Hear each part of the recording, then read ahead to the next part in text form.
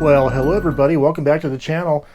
Well, I continue to tinker more with my dark box camera, the so-called Afghan box camera project. I started out this project a few years ago with a custom size film format, slightly smaller than 4x5, but recently in the last month or so, I've been working to upgrade the camera to 4x6 format, and now I've done some changes, more upgrades or design iterations to the film gate area that holds the paper, and also to my chemical processing trays.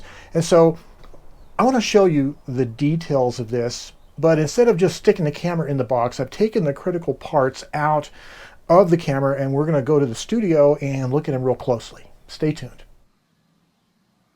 Most of the expertise in these dark box cameras over the last century have been primarily in non-English speaking countries and cultures. So this puts me as just a single language speaker at a disadvantage. And so I've had to learn a lot of the aspects about these cameras on my own. And a lot of it you can't just learn from reading a book or an online article. You kind of have to iteratively design something, build it, test it, work with it with your hand, and see how it works, and then go and iteratively improve it. The challenge in these kind of cameras is that you're essentially working with a single hand. So if you take something simple as something that hinges open like the film gate, it would be easy to make that so you could use two hands to operate it, but making it operable without glitches, without mishaps, with a single hand is a different thing entirely. And so that's the challenge with this kind of a camera project. How to make it reliably workable with a single hand while you're working blind, strictly by feel and by memory. And when you are working with these projects, it's important to keep in mind the ultimate goal. What is the purpose going to be for this project? And for me, the purpose of a dark box camera or Afghan box camera has always been the idea of doing portraits out in public. It has to be mobile, portable, workable in the field, and so that's always the challenge. And if you look carefully at a lot of the online resources that document the various cultures that are working with Afghan box cameras, you'll find that there is no one design. There are different kinds of designs on these cameras, different shaped boxes, different orientations of where the arm sleeve is and how the focusing happens and where the chemical trays are and how the paper is stored and how the printing is done. There's variations. So there is a whole subculture in this that is very interesting and fascinating. And I feel like I'm almost like a technological archaeologist in this sense that even though these cameras are still being designed, built, and used today, I feel like I'm kind of unearthing the cultural aspects of it and the technological aspects for myself. I'm rediscovering it for myself, and that's exciting. Well, so I have the film gate mechanism as it's been just newly updated today. I have a new paper storage box or paper safe, and I have some updates to the chemical processing trays right here. And of course I have my focusing screen, my sheet of clear glass for contact printing, and I have a couple sample pieces of prints and negatives just to load and test. Well, you might recall that the original trays were made from sheets of copper soldered in the corners. These are the same trays. Looky here. I'm using this Flex Seal. This is a spray-on rubber sealant that you probably have seen in television commercials here in the United States. And it even has the approved as seen on TV logo, which I always think those are great. So I sprayed several different coats over a period of a couple days on this. But this is the developer tray. The fixer tray, however, is a little different. You might recall the fixer tray had a block of wood underneath it to prop it up so I could raise it and make things more compact. Well, when I was in the process of wire brushing all the copper clean in preparation for putting on the spray sealant, I decided to solder some legs. So these are brass tubes that I soldered onto the copper sheet, and it makes a tripod, right? A three-legged support. It doesn't wobble, and it'll sit in the back corner of my box camera elevated above here. And another neat thing is that now the developer tray can actually fit underneath between the legs, kind of sideways like this, and it actually gives me even more room than before. So I can put my negative or print in the tray like that. I can rock it and agitate it as needed, and then when it's done processing, I pull it out, I let it drip by the lower corner, and then I put it in the fixer tray right above it, and then I can wait 30 seconds and open the door and examine it. It takes up a small amount of room here in the actual box. Oriented like this, it's about 8-inch depth in the box that this takes. Hardly any room at all, considering each tray individually is 7 inches long by 5 inches wide. So the whole thing taking about 8 inches like that is just amazing. So yeah, one tray sits underneath the other on the elevated feet, and I thought that was really cool. Well, we'll see how good the sealant works, but I have a lot of hope that this is going to keep the copper well protected and give me a long time of service before I have any problems. And if I do have problems, I can just clean up the copper, wire brush it on a drill, and spray some more sealant on it. We'll see how it works. Well, next we'll look at the film storage box. So the previous box was made similar to this one. That's made from this thin chipboard cardboard that you can get at Michael's craft store in 8.5 by 11-inch sizes. But what I did with the other box is I had assembled it using gaffer's tape, and it was a brand of gaffer's tape that I had recently purchased online. Wasn't nearly as good as my old ProGaff brand that I used to buy at a local film supply house. Anyways, that particular box, I had put some Velcro hook and loop fastener on the bottom to attach it to the bottom of the dark box camera so it wouldn't slide around. It turned out that every time I would try pulling that loose to take it into the darkroom to reload it, the Velcro would start pulling the gaffer's tape loose off the bottom of the camera, so it was just coming apart. Well, it's made from this thin chipboard cardboard, and it's essentially a bigger piece where I've scored the edges out here, cut the corners off, and folded them. And then I have another piece that comes over and makes the rear, actually the rear part is here, so the rear part is fixed like a thin box. And then I have a hinged lid that opens up, and so the paper slips inside like that. And several things I needed to do, though, to make this workable with this thin cardboard is that cardboard has a tendency to warp. What I noticed is when I first built it, this top deck was kind of warped down, kind of curved down. So I glued some of these stiffeners, which are basically just pieces of craft sticks here, and on top here. There's a double layer of them here. On the lid itself, I glued another craft stick, and then this is where the cloth hinge. This is that several layers of gaff tape is my cloth hinge like that. And it works really well.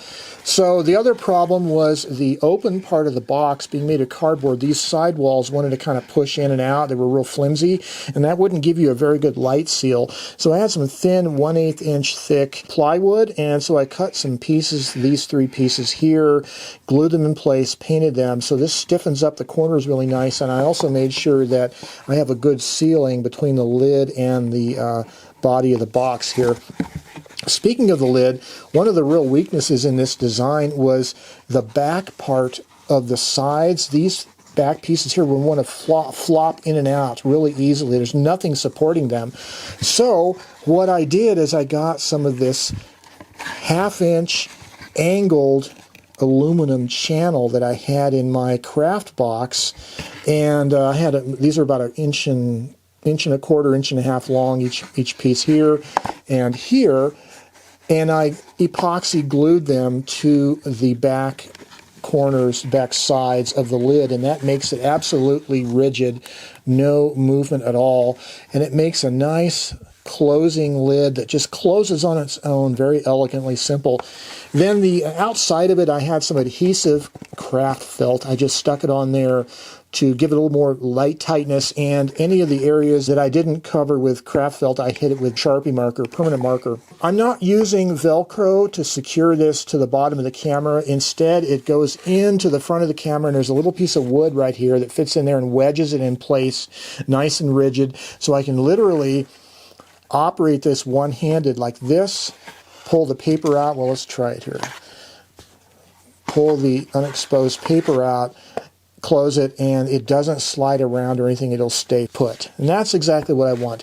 And so, of course, I haven't tested it yet with actual a round of processing, but if it proves successful, I'm going to build me a second one of these so I can have one box for grade 2 paper, which is my negatives, and I could have another box for the multi-grade paper for the prints, and I could just swap them in and out.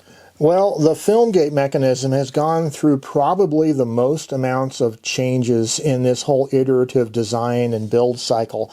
And the original film gate was based around this basic structure, but it just used this plastic focusing screen hinged on the bottom with a couple layers of the cheap gaffer's tape. Didn't really like the way it worked, so I built a better version using this big frame in here. And then just today, I built a third part of it, which is this pressure plate that you can remove to examine your focusing, and then you reinstall after that, and it gives you nice firm pressure against the backside of your paper and glass sandwich for really good contact for focusing and for contact printing. You're looking at the back of the film gate. This is the bottom of it. This is the top of it. These are where the two brass tubes go through. The one on the left has a sleeve as a bushing. The one on the right is extra loose, and I've found that that gives me the smoothest movement of the film gate for focusing. The focusing rod is attached via this 1024 machine screw, so it would come up here parallel just below the left-hand guide rod. Okay, so it has a hinged bottom on it. This is a cloth hinge made of 4 layers of the gaffer's tape. These are the 2 flanges, or the thin craft sticks, that hold that hinge in place. So if I wanted to replace that hinge, I just take out these 4 screws, take off these 2 pieces of wood, and I can replace that hinge easily enough. Okay, so I'm going to flip it around. Now you're looking at the top of it, and it opens up like this. And what you're seeing here is this copper flange on the inside of the film gate. First of all, when you are focusing the camera on the subject, before you actually load paper in it, you take the focusing screen with the ground side toward the lens, close the back of the camera with the insert removed, and now you can focus the view screen in and out until you have a focused image on the view screen.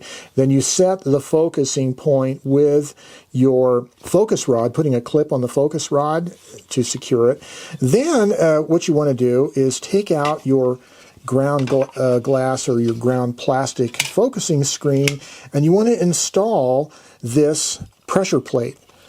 The purpose of the pressure plate here is to provide adequate pressure for the printing process, the contact printing, and for the actual paper negative to be pushed up against the flange. And so this is the latest iteration of the design, is this removable pressure plate.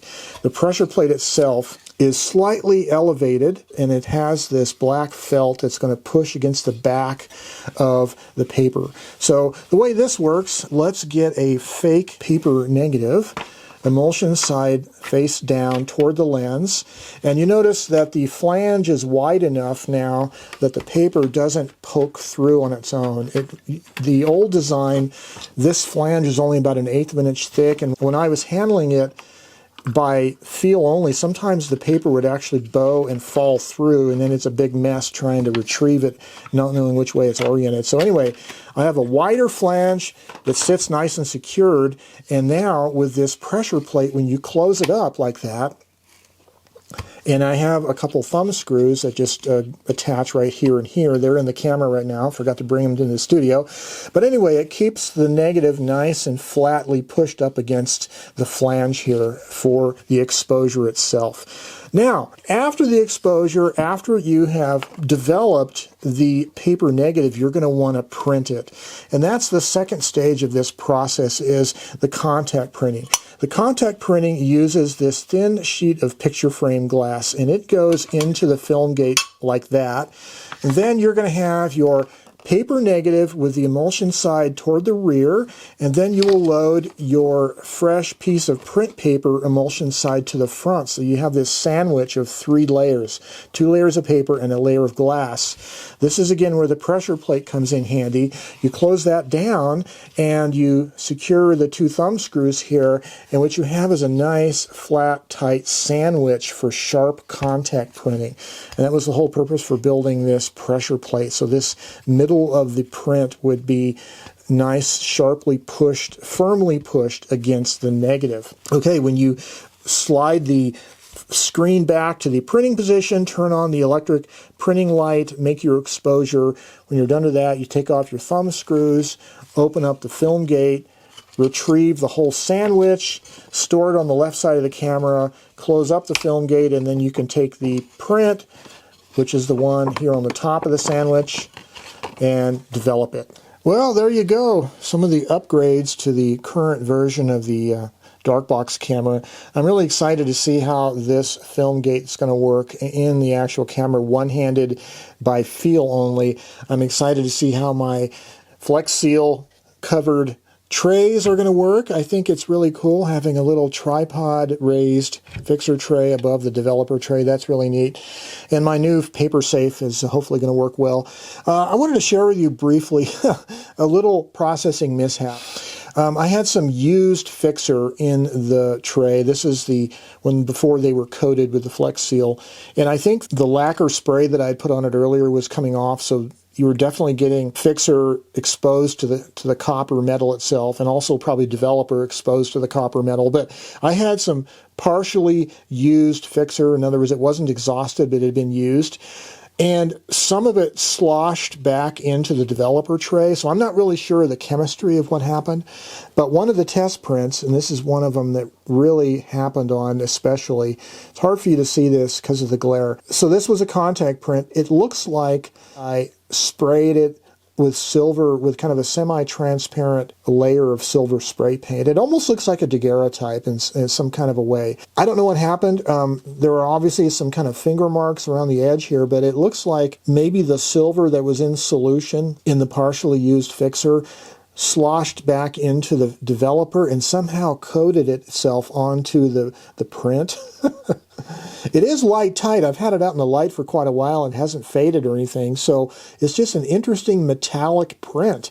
A total weird processing mishap, and it really has me thinking that I'm going to try to recreate this. I'm going to try to get some used fixer, some developer, and maybe a piece of copper and put it in either or both of those baths and try to simulate this thing, splash some fixer back into the developer, try to figure out how do you get this metallic image. It's kind of an interesting effect. I don't think I want to do that all the time, but that's kind of how new things happen, right? New discoveries are made or new processes are developed just through mishaps.